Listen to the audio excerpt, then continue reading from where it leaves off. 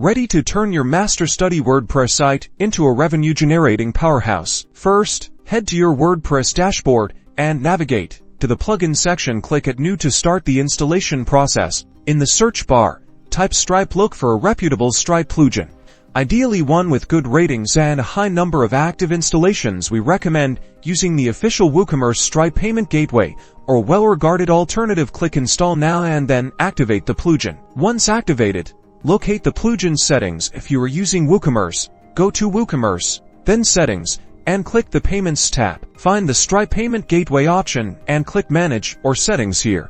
You'll need to enter your Stripe API keys. You will find your secret key and publishable key in your Stripe account dashboard under the Developer section. Then API keys, copy and paste these keys into the appropriate fields in the plugin settings. Enable test mode to make sure everything is working correctly. This will allow you to simulate transactions without actually charging real money. Now, go to one of your Masterstudy courses or membership pages and attempt a test purchase. Use a test credit card number, which you can find on the Stripe website in their documentation. Check your Stripe dashboard to confirm that the test payment was successfully processed. If everything looks good, disable test mode and switch to your Lev API keys.